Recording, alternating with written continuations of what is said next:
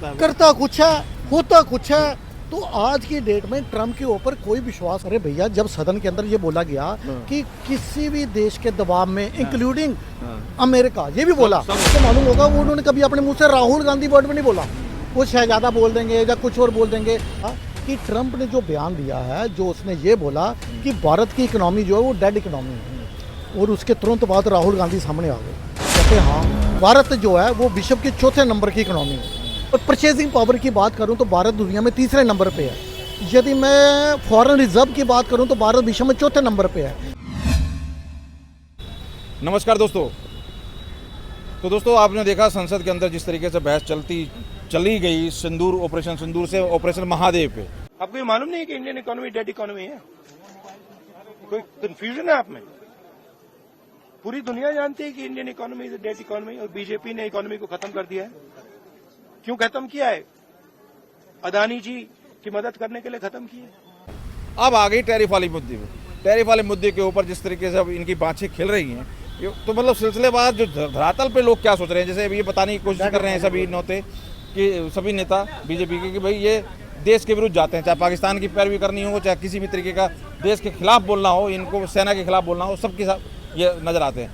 अब आपको ये मालूम नहीं है कि इंडियन इकोनॉमी डेड इकोनॉमी है? डेड इकोनॉमिक जैसे डोनाल्ड ट्रम्प ने बोला है डेड इकोनॉमिक, और अब फिर राहुल गांधी की बात खिल गई, जिसमें कुछ कांग्रेस के ही नेता कुछ किनारा करते नजर आ रहे हैं इन बातों से। लेकिन ये राहुल गांधी किस लेवल तक जाएंगे और कहाँ तक अपने आप को वो पहचान बनाएंगे जनता में, क्योंकि काफ़ी अच्छी पहचान बनी हुई है। फिर वो कहते हैं कि मीडिया वाले हमें बदनाम करते हैं, मुझे हमारा इमेज खराब की हुई है। क्या कहेंगे राहुल? ये ट्रम्प के आक्रामक रवैये के बावजूद भारत ने उनके आगे ना झुककर पूरी दुनिया को ये संदेश दिया कि ये आज का नया भारत है, जो अपने फैसले खुद लेता है, ये दूसरों की शर्तों पे फैसले नहीं करने वाला भारत जो है, भारत की संप्रभुता जो है वो सर्वोपरि है। ये दुनिया को दिखाया मोदी जी ने। देखो अभी आपने क्या बोला कि मोदी जी ने नाम नहीं लिया, लेकिन मोदी जी ने ये बोला कि हमने किसी के दबाव में सीज फायर नहीं किया। लेकिन राहुल गांधी जो है ये समय रहते रहते अपनी अल्प बुद्धि का प्रदर्शन करते रहते हैं। ये कहते नहीं आप ट्रम्प बोलो, ट्रम्प बोलो। अरे भैया जब सदन के अंदर ये बोला गया कि किसी भी देश के दबाव में इंक्लूडिंग अमेरिका, ये भी बोला, उनको नहीं, उनका नाम लिया कि अमेरिका का भी दबाव नहीं आया, दुनिया में किसी के दबाव में नहीं आया। लेकिन देखो मोदी जी की ये आदत है, मोदी जी कभी किसी का नाम डायरेक्ट नहीं लेते। आपको मालूम होगा वो उन्होंने कभी अपने मुंह से राहुल गांधी वर्ड में नहीं बोला। वो शहजादा बोल देंगे या कुछ और बोल देंगे। क्या आपने उनके मुंह से या राजमाता बोल देंगे? क्या उन्होंने अपने मुंह से कभी अरविंद केजरीवाल ऐसे नाम लिया? कभी नहीं लिया। देखो उनकी अपनी एक भाषा शैली है मोदी जी की। लेकिन अभी मैं फिर से उसी बयान पे आ रहा हूँ जो आपने बोला कि ट्रम्प ने जो बयान दिया है, जो उसने ये बोला कि भारत की इकोनॉमी जो है वो डेड इकोनॉमी है, और उसके तुरंत बाद राहुल गांधी सामने आ गए, कहते हैं हाँ मैं तो ट्रम्प के इस बयान का पूरी तरह से समर्थन देता हूँ, और मैं कहता हूँ कि उन्होंने भारत के बारे में ऐसा बोलकर बिल्कुल सही बोला है। भाजपा वालों ने तो अडानी के चक्कर में भारत की इकोनॉमी को बर्बाद कर दिया है, कि आज भारत की जो इकोनॉमी है वो जो डेड वर्ड बोला गया वो बिल्कुल सही बोला। अरे राहुल गांधी जी, यदि भारत की इकोनॉमी डेड इकोनॉमी है तो मुझे आप ये बताइए, आपने सैकड़ों करोड़ शेयर मार्केट में निवेश क्यों किया हुआ? मात्र 4 महीने के अंदर आपने 45 लाख रुपए शेयर मार्केट से कमाया। आप कहते हो डेड इकोनॉमी है। मुझे बताइए आज भारत जो है वो विश्व के चौथे नंबर की इकोनॉमी है। अगर मैं परचेजिंग पावर की बात करूं तो भारत दुनिया में तीसरे नंबर पे है। यदि मैं फॉरेन रिजर्व की बात करूं तो भारत विश्व में चौथे नंबर पे है। यदि मैं गोल्ड रिजर्व की बात करूं तो भारत विश्व में 7वें नंबर पे है। और आप इसको डेड इकोनॉमी बोल रहे हो। और ट्रम्प के इस डेड इकोनॉमी की पोल तो कुछ घंटों के बाद IMF ने खोल दी, जब उसने आंकड़े पेश किए और ये बताया कि आने वाला समय 2025, 26, 27 में भारत की विकास दर जो है वो 6.4% रहेगी। और साथ में ये बोला कि India is the fastest growing economy in the world.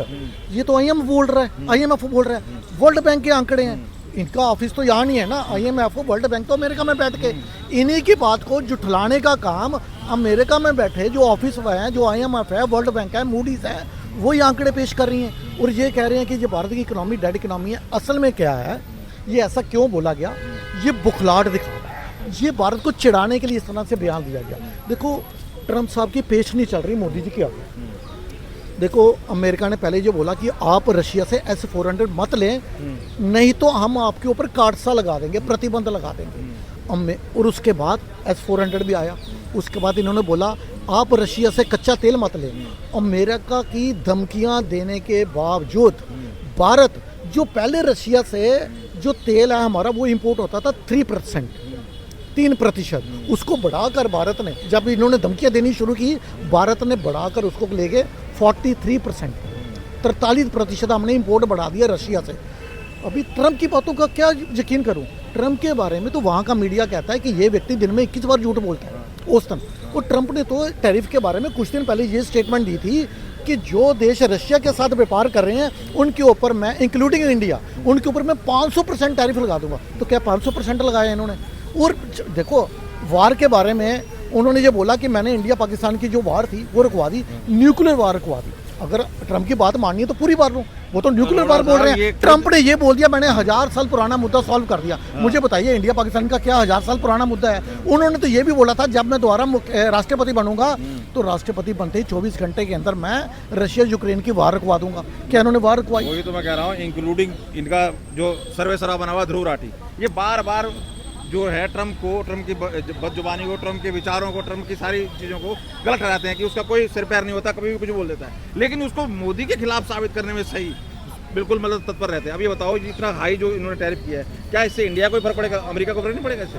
देखो मैं आपको बताऊं, जो फार्मा सेक्टर की यदि बात करूं, दूर राठी को छोड़ो आप, दूर राठी की मैं बात भी नहीं करना चाहता। बात कह रहा हूँ, चाहे दूर राठी हो चाहे रवीश कुमार हो, इनके ये फूके हुए कारतूस हैं, इनकी हवा निकल चुकी है, इनके बारे में ज़्यादा जिक्र नहीं करना। अब मैं बताऊं 25% जो इन्होंने लगाया, उसके बाद बड़े बड़े जो एनालिस्ट हैं उनका ये कहना था कि कल देखना शेयर मार्केट बहुत गिर जाएगी, लेकिन भारत की शेयर मार्केट में कोई असर आया नहीं इसका 25% के ऊपर की। क्योंकि सबको मालूम है कि भारत की इकोनॉमी जो है वो, जो IMF बोल रहा है, जो वर्ल्ड बैंक बोल रहा है कि फास्टर ग्रोइंग इकोनॉमी है, उसी के ऊपर ही भारत की शेयर मार्केट जो है वो चल रही है। देखो ट्रंप ने 25% जो लगाया भारत के ऊपर, इससे इनका नुकसान होगा। रीज़न क्या है कि जो अमेरिका में कैंसर की दवाइयाँ, जो बड़ी महत्वपूर्ण दवाइयाँ जो हैं, अगर उनके ऊपर आप ड्यूटी बढ़ा दोगे, दवाइयों को महंगा करोगे, फिर क्या वहाँ की जनता को ये अच्छा लगेगा? क्या वहाँ की जनता जो है, देखो दवाइयाँ जो हैं वो एक ऐसी जरूरी चीज़ है जो किसी भी रेट पे होगी वहाँ की जनता को परचेज करनी ही पड़ेगी। आज भारत मतलब प्रतिबंध लगा दे कि हमने इसको अपने फार्मा सेक्टर में नहीं देना, किसने देखी है सर? वो तो मजबूरी है, वो उनको लेनी पड़ रही है। लेकिन 25% बढ़ाने के बावजूद भी भारत की शेयर मार्केट के ऊपर कोई इम्पैक्ट नहीं आया। ये ट्रंप जो है ना, ट्रंप सोचता कुछ है, बोलता कुछ है, मतलब कुछ होता है, करता कुछ है, होता कुछ है। तो आज की डेट में ट्रंप के ऊपर कोई विश्वास नहीं कर रहा। सबको मालूम है कि ये बौखलाहट दिखा रहे हैं। ये बौखलाहट है सर जी, कि कैसे मोदी ने जाके कह दिया अब की बार ट्रंप सरकार, ये है दिक्कत। देखो मैं बताऊं, ये कहते हैं ये तो दोनों दोस्त थे। देखो राजनीति में कोई पक्का मित्र नहीं, कोई पक्का दुश्मन नहीं। अगर ये दोस्त थे तो फिर एलन मस्क क्या थे? एलन मस्क तो मोदी जी, उनके ट्रंप के तो बिल्कुल खास थे, छोटा भाई बड़ा भाई कैसे जोड़ी बोला जाता था। आज वो जिस व्यक्ति ने उसको चुनाव जिताने में इतनी मदद की, ट्रंप ने उस व्यक्ति को नहीं बख्शा, अपने प्रिय मित्र एलन मस्क को नहीं बख्शा, तो मोदी जी क्या है? देखो मोदी जी के ऊपर उनकी पेश नहीं चलती।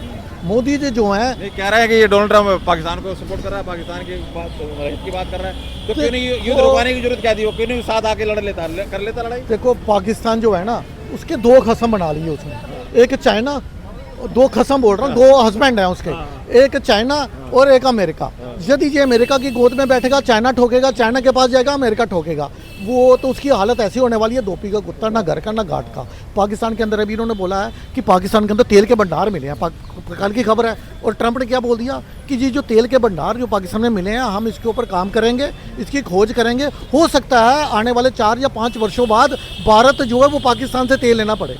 अरे ऐसी पोजीशन नहीं होने वाली ट्रंप जी, ना तो वहाँ पे तेल होगा, जो तेल था वो चाइना ने निकाल रखा पूरा पाकिस्तान का, और उधर तेल, और जो तेल का जो क्षेत्र बताया जा रहा है वो आता है बलूचिस्तान में। तो बलूचिस्तान ने भी ये बता दिया कि ये जो तेल है इस अगर निकलता है तो इसके ऊपर पहला हक जो है वो बलूचिस का है, पाकिस्तान का नहीं है। और मुझे बताओ यदि वहाँ पे तेल मिल भी गया, वैसे मिलने की कोई उम्मीद नहीं है, अगर कुछ मीडिया रिपोर्ट्स हैं कि वहाँ पे तेल के कुछ भंडार हैं, यदि मैं इनकी बात को सच मान भी लूँ, यदि वहाँ पे तेल निकलता है तो जो इनका ऊपर चाइना का इतना कर्जा है, पहले चाइना अपना कर्जा वापस लेगा जो इनको छोड़ देगा।